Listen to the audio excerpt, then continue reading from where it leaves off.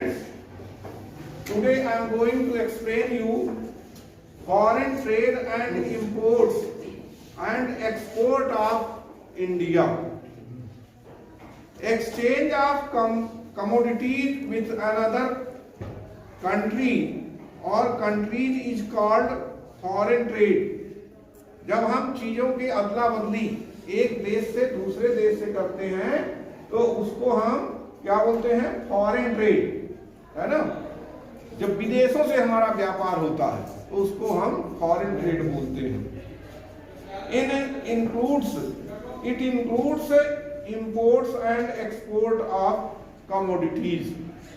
ये इंपोर्ट्स और इंपोर्ट दोनों, एक्सपोर्ट और import.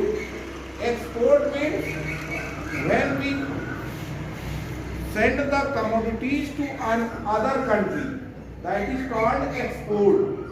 And when we bring something from other country to our country, that is called import, है ना।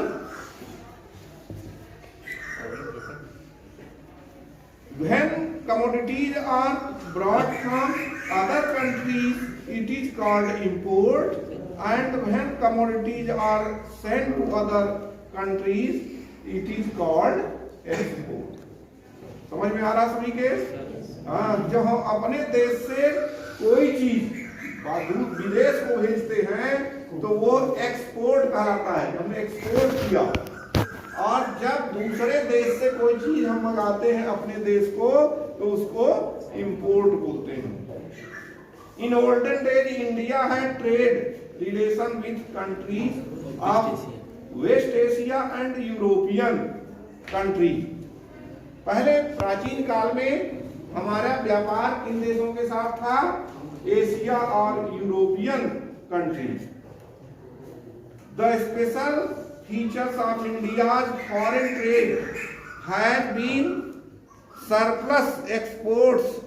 That is why India was called golden sparrow. हमारा देश कभी सोने की चिड़िया कहलाता था क्योंकि हमारा देश धन धान्य से परिपूर्ण था। हमारे यहाँ के लोगों को किसी प्रकार की कमी नहीं थी, है ना। But this situation did not continue for long. लेकिन ये स्थिति बहुत समय तक नहीं टिकी रही, है ना। एक समय था जब सभी धन धान्य से परिपूर्ण थे, लेकिन बाद में समय ऐसा आया कि वो परिस्थिति बदल गई। The British government on the basis of its political power totally change this scenario. पूरे दृश्य को ही बदल दिया। अंग्रेजों का यहाँ आना, हमारे देश में शासन करना, इन लोगों ने अपने स्वार्थ के लिए सारा कुछ किया, लेकिन हमारे देश को बर्बाद कर दिया, है ना। हमारे सारे व्यवसाय बंद कर दिए, जो हमारे छोटे छोटे जो धंधे थे उनको बंद कर दिया। यहाँ के लोगों की सुख सुविधा का बिल्कुल ध्यान नहीं रखा। तो इस प्रकार से जो हमारा देश सोने की चिड़िया था वो अब नहीं रहा। The British government, on the basis of its political power, totally changed the scenario. The British government adopted a dual policy in respect of trade relation with India. दोहरी नीति अपनाया, दोहरी व्यावसायिक नीति अपनाया, जिससे हमारे देश को बहुत नुकसान हुआ इन अंग्रेजों ने।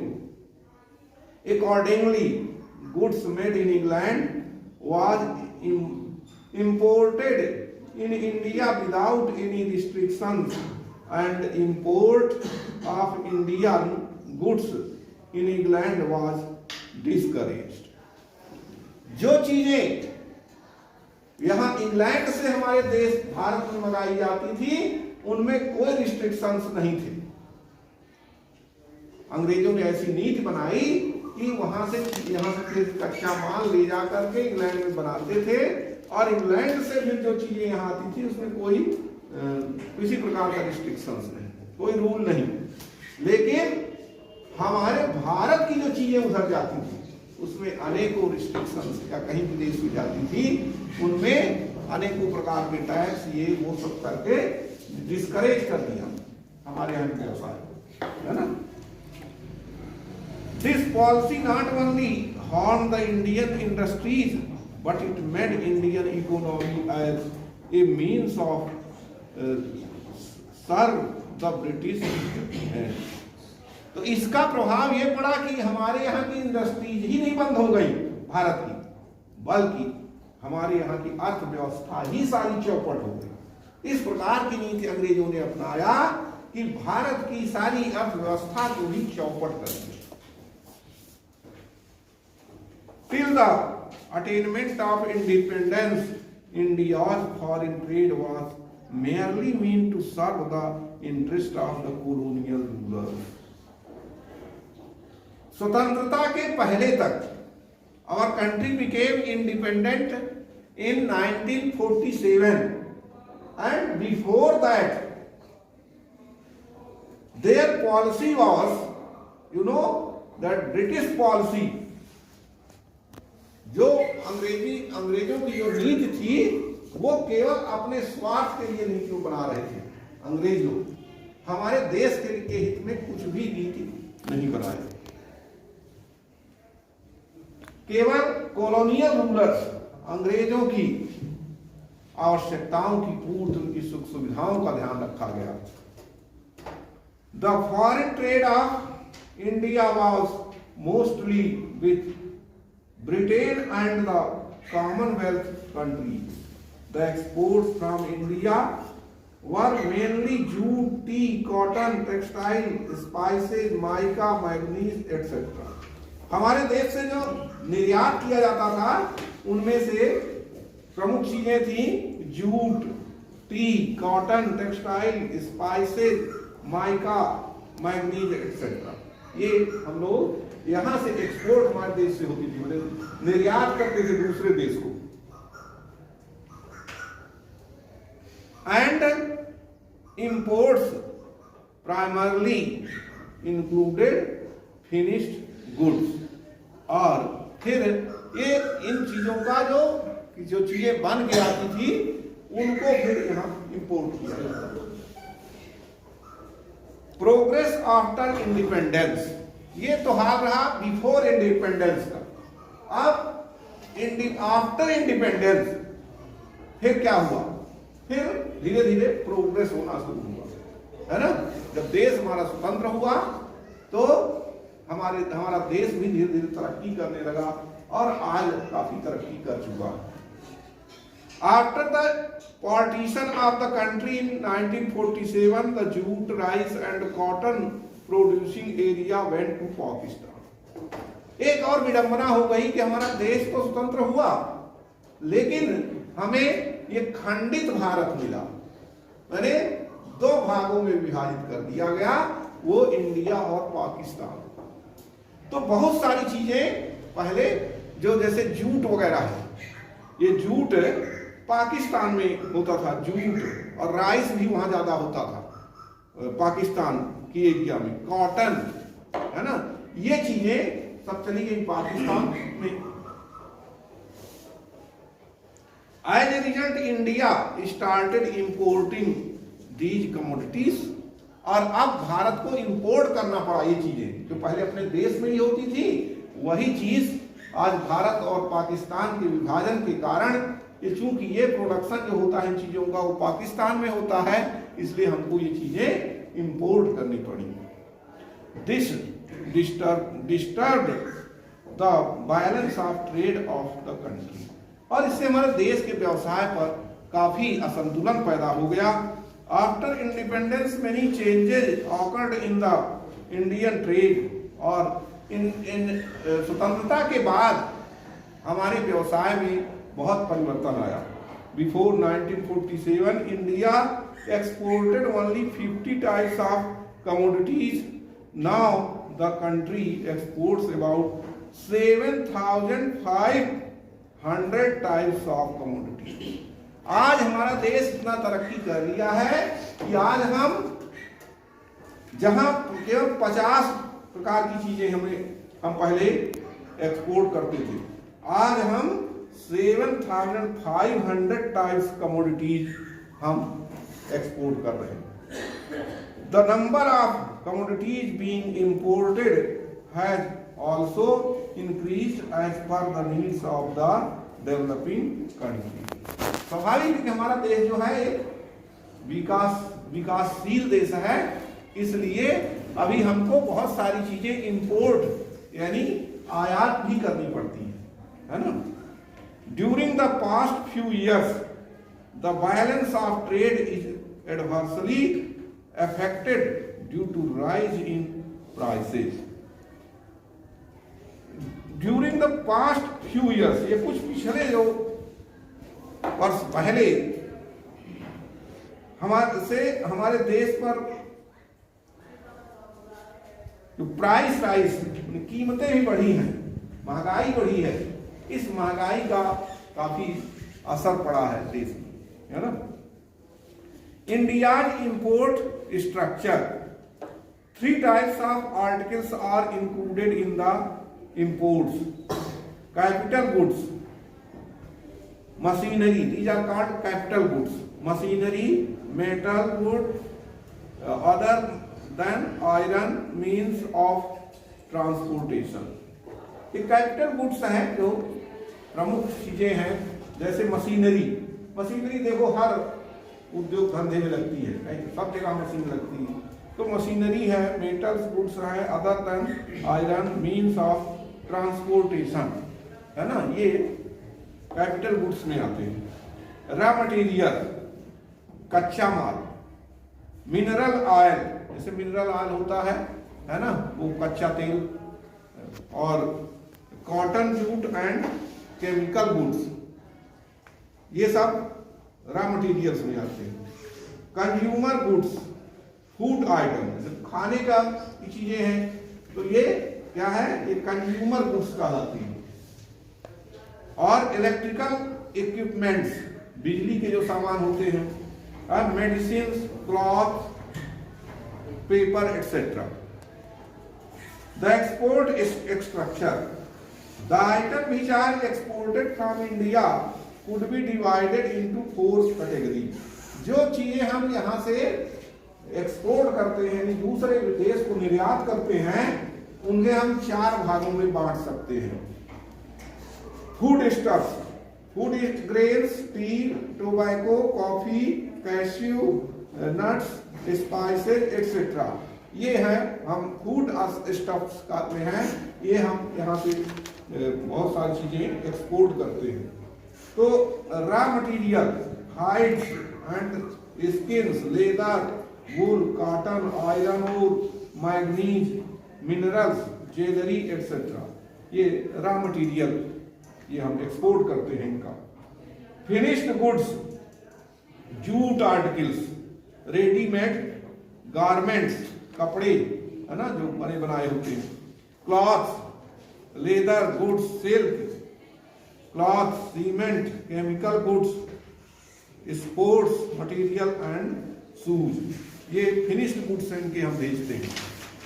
Capital goods, machinery, transport equipment, iron and steel, engineering goods और स्विंग मशीन, सिलाई की machine. The 11 trade partner countries are mainly united states of America, united kingdom, Belgium, Germany, Japan, Switzerland, Hong Kong, united Arab Emirates, China, Singapore and Malaysia, with whom about 48% of the foreign trade is done, है ना। इनसे हमारे देश का 48% का व्यापार चलता है। From 2005-06, China has emerged as the second largest trade partner of India. This increase in the trade with China is because of export of alloys, metals, import of machinery, chemicals, etc. United Arab Emirates and Singapore are other important partner countries. Singapore exports precious stones, minerals, mineral oil, ships and boats and other machines to India and imports machine, electrical machinery. हाँ, तो देखो ये Singapore जो है export करता है precious stone, बहुमूल्य पत्थर होते हैं, मिनरल्स हैं, mineral oil, ship and boats etcetera, और electrical machinery, biochemicals, books, newspaper and manuscripts, aeroplanes and satellites from India.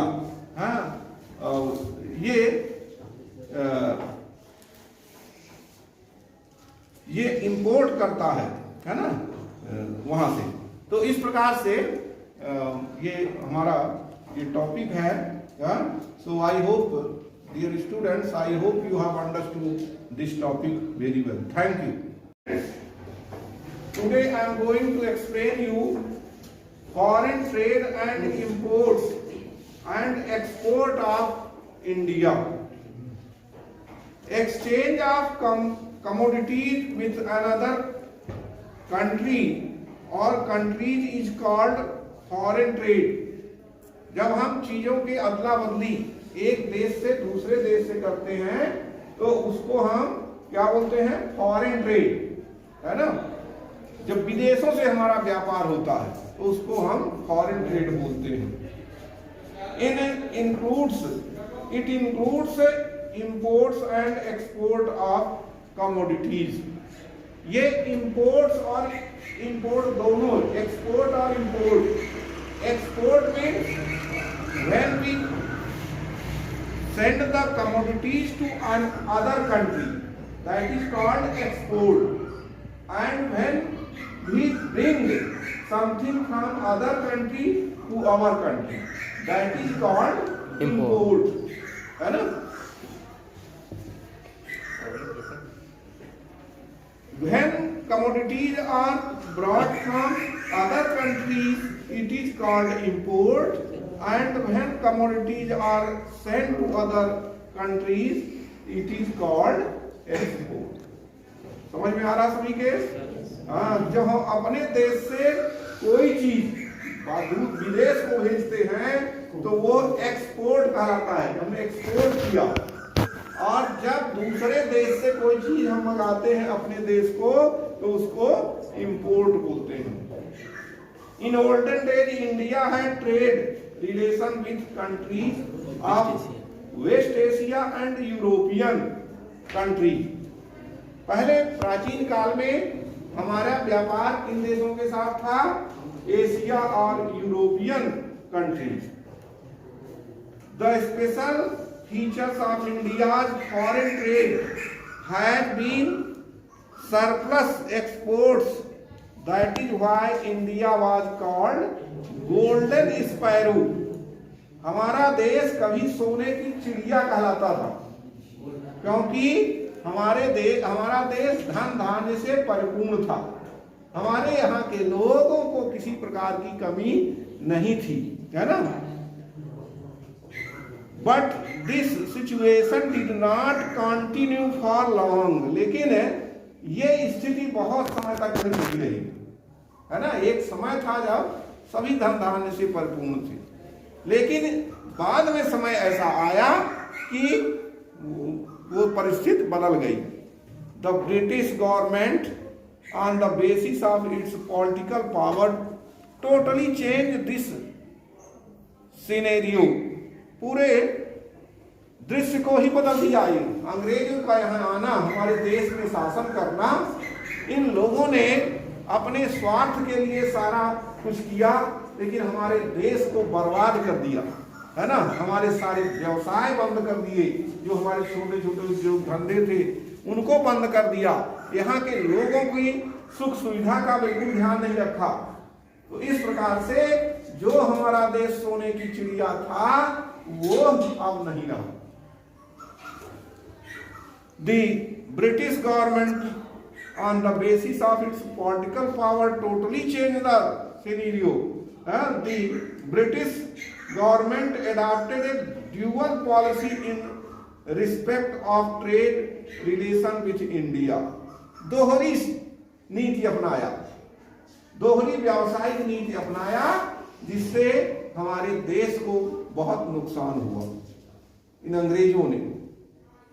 Accordingly, goods made in England was imported in India without any restrictions, and import of Indian goods in England was discouraged. जो चीजें यहाँ England से हमारे देश भारत में मंगाई जाती थी उनमें कोई रिस्ट्रिक्शंस नहीं थे. अंग्रेजों ने ऐसी नीति बनाई कि वहां से यहाँ से कच्चा माल ले जा करके इंग्लैंड में बनाते थे, और इंग्लैंड से भी जो चीजें यहाँ आती थी उसमें कोई किसी प्रकार का रिस्ट्रिक्शंस नहीं, कोई रूल नहीं. लेकिन हमारे भारत की जो चीजें उधर जाती थी उसमें अनेकों रिस्ट्रिक्शंस, या कहीं विदेश में जाती थी उनमें अनेकों प्रकार के टैक्स ये वो सब करके डिस्करेज कर दिया हमारे यहाँ के व्यवसाय, है ना. This policy not only harmed the Indian industries, but it made Indian economy as a means of serve the British. तो इसका प्रभाव ये पड़ा कि हमारे यहाँ की इंडस्ट्रीज ही नहीं बंद हो गई भारत की, बल्कि हमारे यहाँ की अर्थव्यवस्था ही सारी चौपट हो गई. इस प्रकार की नीति अंग्रेजों ने अपनाया कि भारत की सारी अर्थव्यवस्था को ही चौपट कर दिया. Till the attainment of independence, India's foreign trade was merely meant to serve the interest of the colonial rulers. स्वतंत्रता के पहले तक our country became independent in 1947, and before that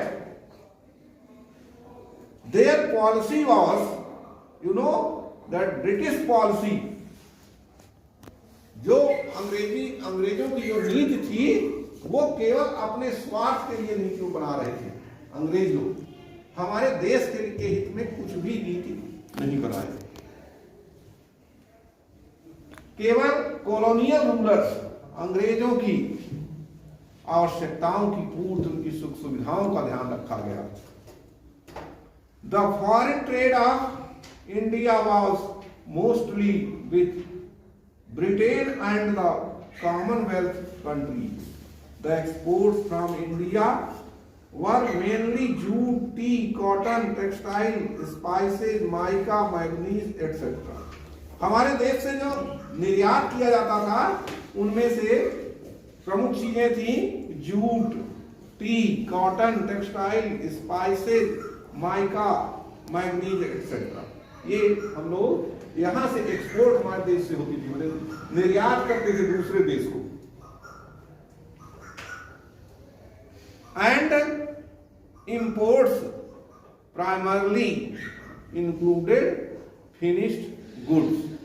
और फिर ये इन चीजों का जो चीजें बन के आती थी उनको फिर यहां इंपोर्ट किया जाता था.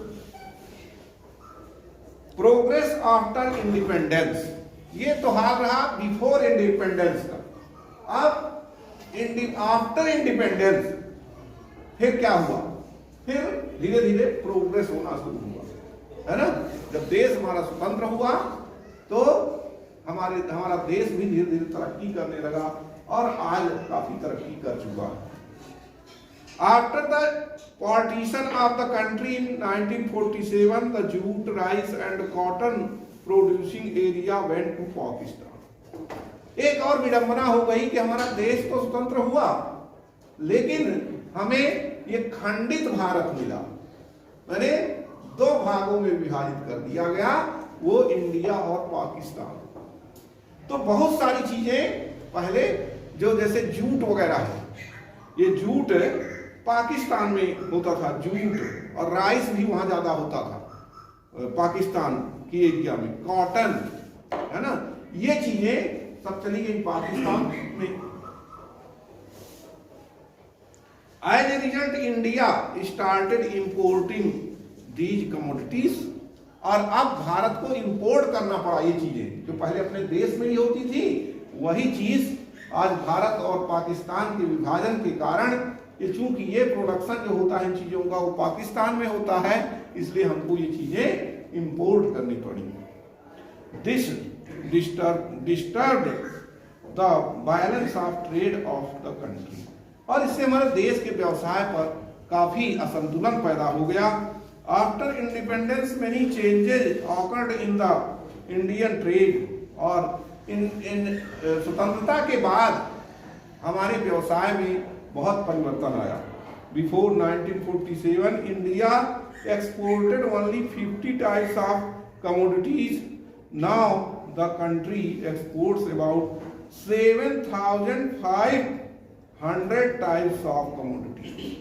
आज हमारा देश इतना तरक्की कर लिया है कि आज हम जहां केवल 50 प्रकार की चीजें हम पहले एक्सपोर्ट करते थे, आज हम 7,500 टाइप्स कमोडिटीज हम एक्सपोर्ट कर रहे हैं। The number of commodities being imported has also increased as per the needs of the developing country. स्वाभाविक है कि हमारा देश जो है एक विकासशील देश है, इसलिए अभी हमको बहुत सारी चीजें इंपोर्ट यानी आयात भी करनी पड़ती है ना। During the past few years the balance of trade is adversely affected due to rise in prices. During the past few years, ये कुछ पिछले जो वर्ष पहले हमारे देश पर जो प्राइस राइज, कीमतें भी बढ़ी हैं, महंगाई बढ़ी है, इस महंगाई का काफी असर पड़ा है देश में, है ना। India's import structure, 3 types of articles are included in the imports, capital goods, machinery, these are called capital goods, machinery, metal good, other than iron means of transportation। ये कैपिटल गुड्स हैं जो प्रमुख चीजें हैं, जैसे मशीनरी देखो हर उद्योग धंधे में लगती है, सब जगह मशीन लगती है, तो मशीनरी है, मेटल्स गुड्स है, other than iron means of transportation, है ना, ये कैपिटल गुड्स में आते हैं। रॉ मटेरियल, कच्चा माल, मिनरल ऑयल, जैसे मिनरल ऑयल होता है ना, वो कच्चा तेल, और cotton, jute and chemical goods, ये सब रॉ मटेरियल्स में आते हैं। कंज्यूमर गुड्स, फूड आइटम, खाने का की चीजें हैं, तो ये क्या है, ये कंज्यूमर गुड्स कहलाती हैं। और इलेक्ट्रिकल इक्विपमेंट्स, बिजली के जो सामान होते हैं, और medicine, cloth, paper etcetera. The export structure, the item which are exported from India could be divided into 4 category.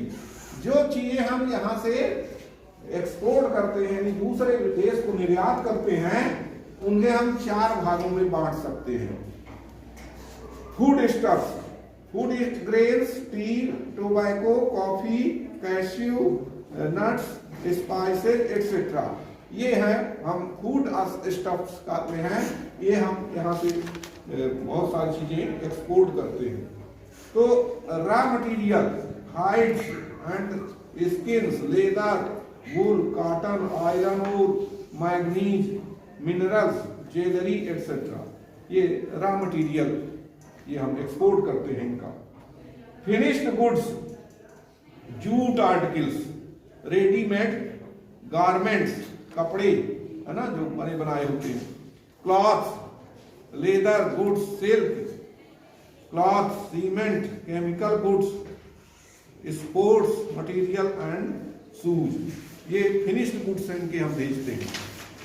Capital goods, machinery, transport equipment, iron and steel, engineering goods और swing machine, सिलाई की machine. The 11 trade partner countries are mainly United States of America, United Kingdom, Belgium, Germany, Japan, Switzerland, Hong Kong, United Arab Emirates, China, Singapore and Malaysia, with whom about 48% of the foreign trade is done, है ना। इनसे हमारे देश का 48% का व्यापार चलता है। From 2005-6, China has emerged as the second largest trade partner of India.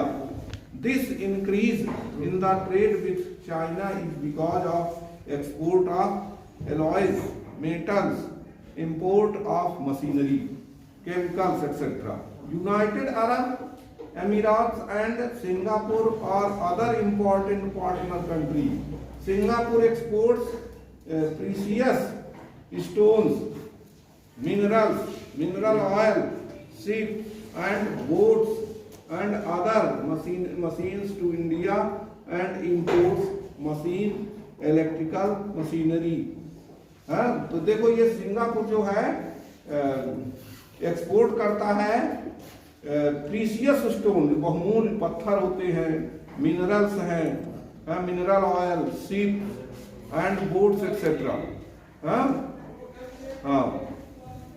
और electrical machinery, biochemicals, books, newspaper and manuscripts, aeroplanes and satellites from India.